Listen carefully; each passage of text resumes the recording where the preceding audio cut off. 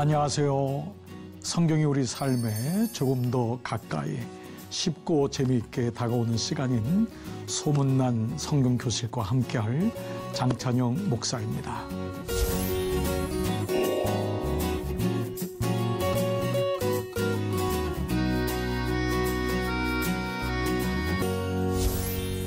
여러분 반갑습니다. 소문난 성경교실에 새롭게 합류하게 되었는데요.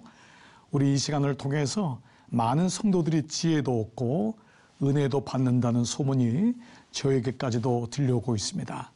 무엇보다 이 귀한 시간에 함께하게 돼서 참으로 기쁨으로 생각하고요. 이제 앞으로 저와 함께 12주 동안 유익한 시간이 될 수 있도록 저도 최선을 다해 보겠습니다. 무엇보다 가장 사랑스럽고 완전한 작품이라고 하는 구약의 룻기를 주제로 해서 12주간 동안 여러분과 함께 하고자 합니다. 여러분, 우리 지금부터 저와 함께 우리 룻기로 여행을 한번 떠나 보겠습니다. 전체적인 큰 주제는요, 상처는 별이 되어 라고 하는 큰 주제입니다.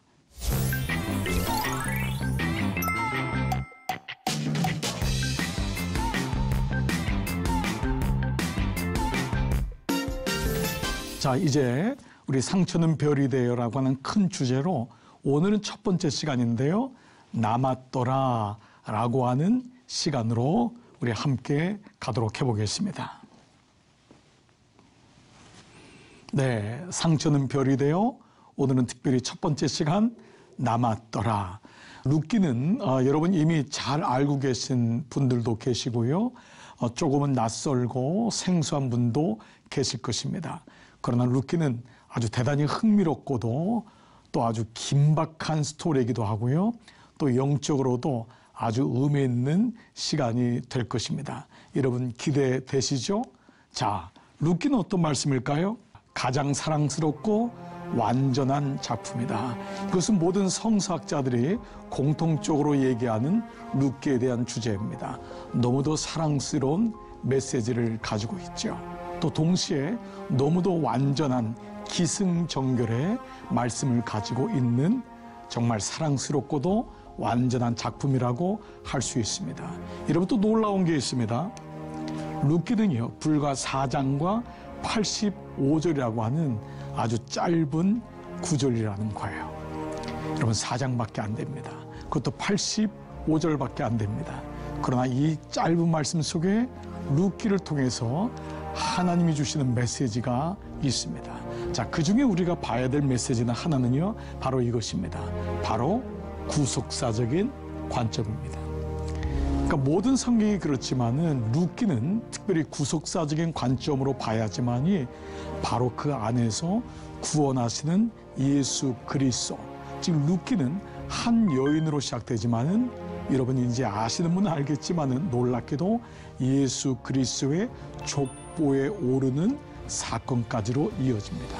그래서요, 룻기를 읽을 때 우리는 하나님께서 나를 구원하시기 위해 어떤 역사를 행하셨는지를 보는 구속사적인 관점입니다. 당연히 성경의 모든 말씀은 구속사적으로 봐야 되겠죠. 구약과 신약은 예수 그리스도로 이어지고 있습니다. 앞으로 오실 예수 그리스도가 구약에 대한 말씀이고요.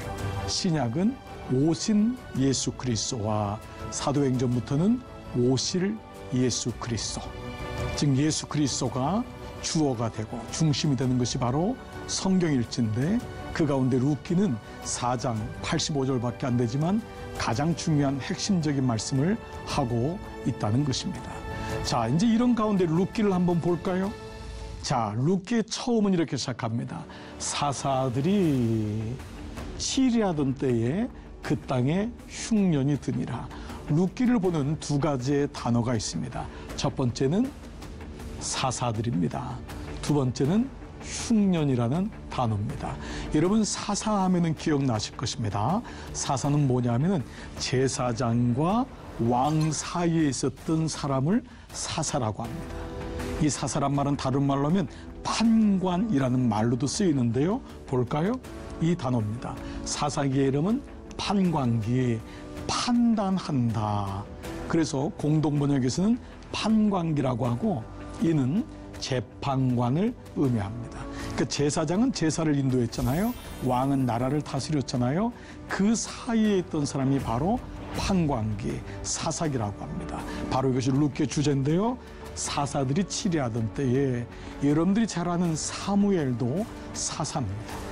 엘리도 사사였죠. 그리고 사무엘이 바로 사사의 마지막 사사 시대가 되고 사무엘이 사울 왕을 여러분 하나님의 음성을 듣고 뽑지요. 그 다윗을 뽑지요. 그래서 사울이 일대 왕이 되잖아요. 그러면 통일 왕국에서 다윗이 전체 왕이 되죠. 그러니까 왕정 시대가 시작하기 전에 있었던 마지막 사사가 바로 사무엘입니다.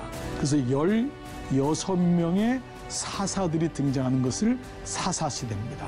그 사사들이 치리하던 때에 그렇습니다. 그때 흉년이 들었다는 것입니다. 자, 이제 이런 의미로 본다면요. 이 사사기는 그러면 누가 썼을까? 일반적인 학자들은 사무엘이라고 얘기합니다. 왜냐하면요. 이 사사기는 사무엘서 전에 있거든요. 그래서 사사기, 그리고 사무엘서 이어지거든요. 그렇기 때문에 이 말씀은 사무엘이 전후 맥락을 알고 있었던 사람일 가능성이 많다. 그 사람은 누구냐? 바로 사무엘이다. 그래서 사사기는 특별히 사무엘서의 부록이라고까지도 알려져 있습니다. 자, 이제 이런 맥락에서 우리가 이제 룻기를 처음 시간이니까요. 룻기의 배경을 보겠습니다. 자, 그런데 사사들이 다스리던 시대인데 우리가 좀 배경을 알면 좋겠죠. 사사들이 다스리던 때에 어떠한 배경이 있는가 세 가지로 볼 수 있습니다. 첫 번째는 정치적인 혼란입니다. 가나안 땅에 들어갔는데 가나안은 이미 철기 문화인 거예요. 이때 이스라엘은 청동기 문화였거든요. 그러니까 당연히 들어갔을 때에 정복도 못했을 뿐더러 가나안 땅에 합류도 못하고 그렇죠. 정복도 못하고 그러니까 정치적으로 굉장히 혼란이 있었던 거예요. 가나안의 문화는 굉장히 엄청났잖아요. 그러니까 이것이 당연히 문화적인 혼란으로 왔던 것입니다.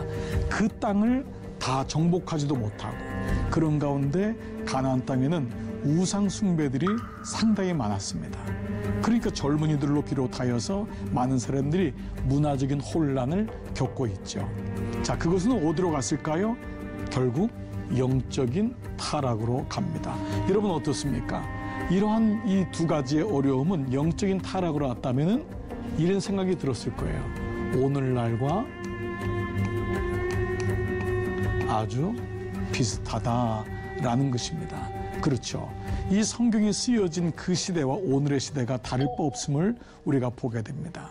자, 이런 정치적인 타락, 문화적인 타락, 그런 가운데 영적인 타락이 임했던 그것이 바로 흉년이란 단어로 연결되고 있음을 보게 됩니다.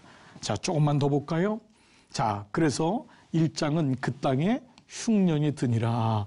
놀라운 건 어디 흉년이 들었냐면 유대의 베들레헴의 한 사람이 베들레헴이란 단어가 등장하고 있습니다. 자, 이 단어가 왜 조금은 우리에게 묵상이 필요한 단어냐면요. 흉년이란 단어와 베들레헴의 뜻이 정반대이기 때문에 그래요. 베들레헴의 뜻이 바로 떡집입니다. 떡집. 네. 떡집은 뭐예요? 떡이 있는 오늘날로 하면 빵집이죠. 근데 그 빵집에 흉년이 들었다는 것입니다. 자, 여러분 베들레헴은 흉년이 들면 안 되잖아요. 다른 말로 하면 떡집에 떡이 없다라는 것이 바로 이 떡집이라는 베들레헴의 뜻입니다. 자, 그런데 이 흉년이라는 단어를 쓰는 것이 이제 그때의 어떤 일 때문에 일어났느냐 하면 이스라엘의 왕이 없으므로. 자, 그때는 어떠냐면 그 사사시대에 이스라엘의 왕이 없으므로 이 왕은 왕정시대의 왕을 의미하지 않고 하나님이 없습니다. 하나님이 없으므로 사람들이 각기 자기 소견에 옳은 대로 행하였더라. 이 말씀은 사사기의 중반에도 한번 나오고요. 사사기의 맨 마지막인 21장 25절에 나옵니다. 즉 사사기 시대가 어떤 시대냐면 다 자기 소견에 옳은 대로 행하였더라. 여러분, 이것이 죄 아래에 있는 인간의 모습 아니겠어요? 우리가 다 주님을 믿는다고 하지만은 사실 내면적으로 뭐죠? 자기 소견에 옳은 대로 행하였더라. 이것이 사사기의 주제인 것입니다. 자, 그런 의미로 보면은 이 사사기의 주제에 나오는 흉년이라는 히브리 단어가 바로 라하브입니다. 근데 이 라하브는 일반적으로 말하는 흉년의 의미가 아니라 아주 영적으로 몰락한, 그러니까 먹을 양식만 없는 것이 아니라 영적으로도 완전히 몰락한 그것을 라하브라고 합니다. 그러니까 영적으로 죽을 것 같은 거예요. 육으로만이 아닙니다. 그러니까 육으로만이 흉년이 아니라 영적으로도 죽을 것 같은, 그러니까 완벽한 기진된 상태가 흉년이라는 것입니다. 왜 그러죠? 그때의 왕이 없으므로. 자, 우리가 이런 이제 배경 속에서 드디어 이제 룻기는 시작되고 있습니다. 그의 아내와 두 아들을 데리고 모압 지방에 가서 고려했는데, 자, 여기 이제 등장인물이 나오는데요. 자, 등장인물을 좀만 먼저 볼까요? 그 사람이 누구냐면 엘리멜렉입니다. 엘리멜렉이라는 남자가 아내인 나오미와 두 아들이 있었습니다. 말론과 기론이라고 하는 두 아들을 데리고 간 거예요. 어디로 갔냐면 흉년이 드니까 어디로 갔죠? 모압 지방에 간 거예요. 이 모압 지방은 사실은 구약에 나오는 대로 여호와의 총회에 들어가지 못하는 이방 나라입니다. 근데 그 땅이 그 당시에는 가나안 땅에 있었으니까 이스라엘 유대 땅에 비하면 더 잘 살았던 나라인 거예요. 경제적으로. 하나님이 없는 나라예요. 그렇지만 경제적으로 더 나았던 나라예요. 그 땅에 가서 고류하였는데, 이 고류라고 하는 단어는요, 잠시 머문다는 의미를 가지고 있습니다. 그러니까 어떻게 했죠? 아이들 공부시키려고, 혹은 이 어려움을 잠시 피해서 잠시 살려고 가서 고류했다. 그의 아내 엘리멜렉과 그의 아내 바로, 네, 그의 아내와 두 아들을 데려갔어요. 자, 다시요. 그 사람은 누구라고요? 나오미와 말론과 기론입니다.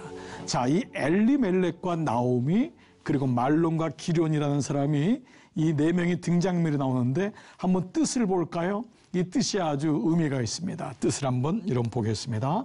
자, 엘리멜렉은, 엘리라고 하는 단어는요, 이 보통 제사장들에게 쓰이는 단어예요. 멜렉도 바리새인들이 자주 쓰는 이 언어 중에, 이 말 중에 나오는 말. 그러니까 이 사람은 오늘날로 말하면 교회의 그야말로 직분자입니다. 모태신앙을 가진 사람, 하나님 잘 믿는 사람이에요. 엘리멜렉, 뜻이 뭐죠? 하나님은 나의 왕.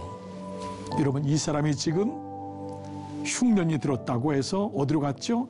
이방 나라인 모압으로 들어간 것입니다. 자, 재미있는 것은요, 그의 아내가 나오미입니다. 나오미의 뜻은 기쁨, joy라는 말입니다.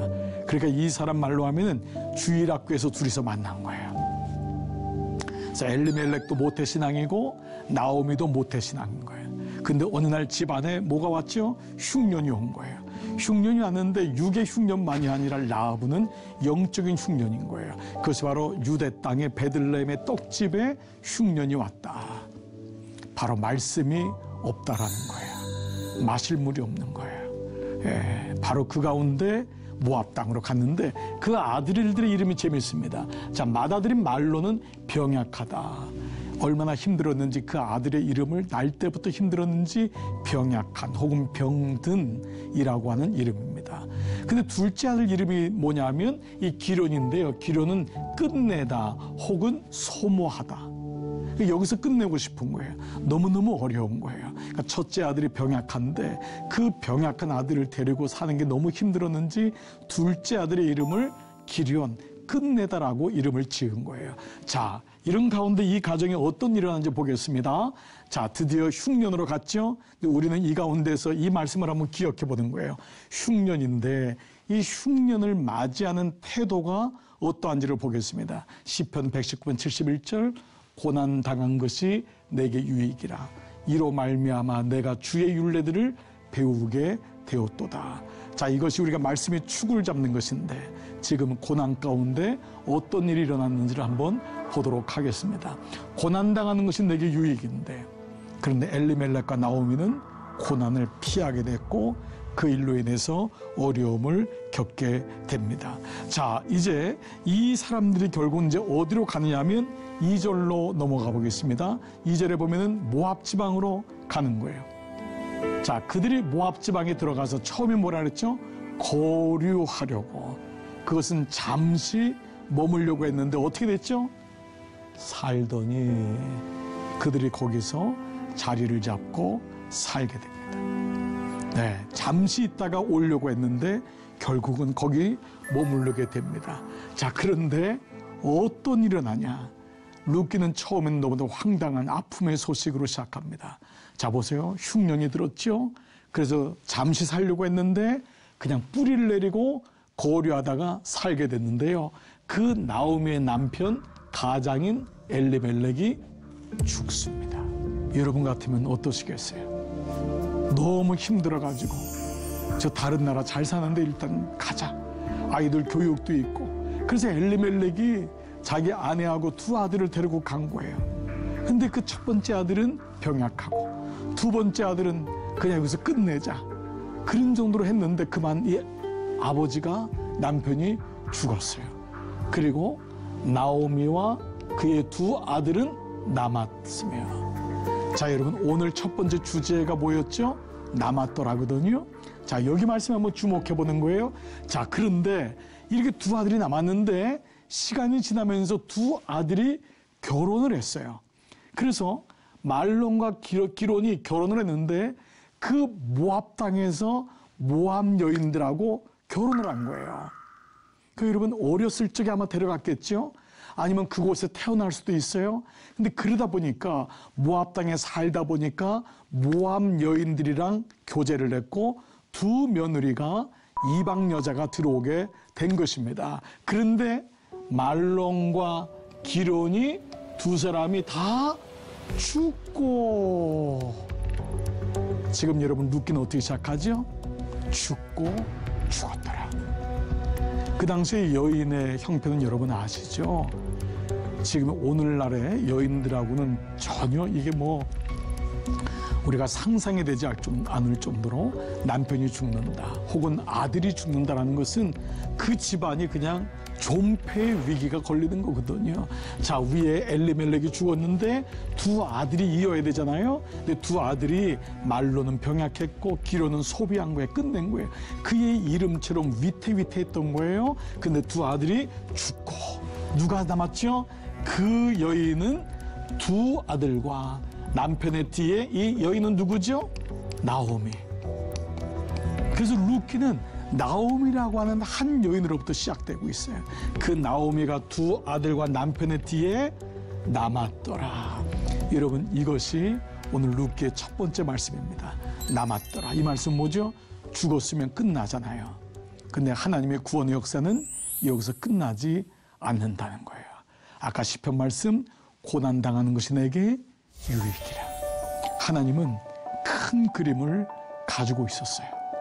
나오미와 두 자부는 남편을 다 잃고 아들들 둘 다 잃고 끝난 줄 알았어요. 그런데 끝난 게 아닙니다. 룻기는 죽었다로부터 시작하는데 놀랍게 그 뒷구절은 남았더라. 여기에 하나님의 구속사적인 드디어 하나님의 일하심이 시작되고 있습니다. 여러분 이것을 보는 또 하나의 마음이 뭐냐 하면은 바로 헤세드라는 것입니다. 이것이 룻기에 나타난 하나님의 일하심입니다. 이제 보통 헤세드라는 것은 하나님의 궁휼 혹은 사랑 혹은 구원 여러 가지 말로 의미가 됩니다. 근데 헤세드라는 건 뭐냐면 하나님의 성품인 거예요. 하나님의 마음. 룻기는 죽었다로 시작하는데 남았더라. 거기서부터 하나님의 성품이 시작되는 룻기에 나타난 이 구절이 바로 헤세드라고 하는 구절입니다. 자, 여러분 오늘 첫 번째 말씀을 들으시면서 여러분 처음 룻기를 들으신 분은 처음에는 너무도 당황했을지 몰라요. 아니 베들레헴에 흉년이 들었어? 그리고 사사시대는 모든 사람들이 다 자기 소견에 옳은 대로 살았더라. 그렇습니다. 오늘 우리가 이 말씀을 통해서 우리가 다시 한번 보게 되는 것입니다. 하나님의 흉년, 하나님의 일하심이 시작된 것입니다. 자, 여러분 어떻습니까? 바로 이렇게 이 룻기는 흉년으로 시작되고, 그리고 죽었더라로 시작되고, 이방 나라로 가고, 그 마치 오늘 우리에게 들리는 메시지가 있지 않습니까? 이제 오늘부터 시작하는 룻기 말씀을 통해 여러분 왜 상처가 별이 되는지를 우리가 말씀을 통해서 한번 계속 묵상해 나갈 것입니다. 사랑하는 우리 성경교실 시청자 여러분, 오늘 첫 번째 말씀, 우리 모든 사람에게는 상처가 있습니다. 그러나 그 상처 뒤에 헤세드, 하나님의 마음이 있다는 것을 기억하시면서 오늘 죽었더라 라고 하는 그 말씀 뒤에는 남았더라, 이 말씀으로 마무리가 되고 있습니다. 자, 한번 적용해 볼까요? 여러분 삶에는 어떤 고난이 있으셨습니까? 혹시 오늘 이 말씀을 들으면서 내가 흉년을 경험하고 있구나, 우리 집이 흉년인데, 또 룻기는요 가족사에서 일어난 일이기도 합니다. 그래서 사실은 아들들에 대한 아픔, 자녀들에 대한 아픔, 며느리에 대한 아픔, 또 남편을 사별한 권사님, 집사님들의 아픔, 이런 여러 얘기들이 사실 룻기 안에 들어가 있습니다. 그래서 룻기는 남의 얘기가 아닙니다. 룻기는 바로 나의 이야기입니다. 또한 룻기는 시대적으로 정치적인 혼란과 그리고 문화적인 혼란으로 하나님을 믿으면서 우상을 숭배할 수밖에 없는 이 시대의 모습들. 여러분, 오늘 교회 안에 불신자가 있다는 말이 있잖아요. 그만큼 믿음 지키기가 어렵고 사실은 세상의 유혹이 그만큼 심하다는 거잖아요. 다 모압의 영향을 받고 있는 이때에 룻기의 말씀은 우리가 어디로 가야 하는지를 명확하게 보여주고 있습니다. 그런 가운데 하나님의 구속사의 역사가 시작되고 있죠. 자, 홀로 남은 나오미를 통해 하나님은 어떤 일을 이루실까요? 여러분 기대되지 않습니까? 저도 나오미의 마음으로 이 룻기를 여러분과 함께 나누겠습니다. 여러분 이제 다음 수업은요, 이 룻기에 남은 나오미, 다 죽었잖아요. 근데 하나님이 나오미에게 말씀이 들리게 하고 그로 일어나게 하고 그로 돌아오게 하는 일들이 일어나기 시작합니다. 하나님의 일들이 시작된 것입니다. 고난이 끝이 아닙니다. 여러분 오늘 말씀을 통해 여러분 삶 속에 하나님의 은혜가 다시 일어나기를 축복합니다. 자, 이제 여러분 오늘 첫 번째 강의를 마쳐보겠습니다. 여러분 오늘 유익한 시간이 되셨나요? 오늘 수업은 유튜브 영상으로도 올라가니까요. 궁금한 내용은 다시 여러분 보시면서 룻기 말씀을 한번 묵상하면 좋을 것입니다. 특별히 오늘은 1절부터 5절까지 말씀인데요. 여러분 한번 성경을 펴보시고요. 1절부터 5절까지를 천천히 읽어보시고 묵상하신다면 이 시간이 기다려지고 룻기를 통해서 나에게 말씀하시는, 그래서 나오미의 바로 자부인 룻기가 누구를, 룻이 누구인지를 말씀하는지를 알게 될 것입니다. 여러분 다음 시간에 이제 나오미에게 들리는 하나님의 음성, 그리고 나오미의 반응에 대해서 말씀을 나누고 그 나오미를 바짝 붙잡는 주인공인 룻을 만나게 될 것입니다. 여러분 이번 한 주간도 행복한 시간 되시기를 기도하겠습니다. 다음 시간 뵙도록 하겠습니다. 여러분 수고 많으셨습니다. 샬롬.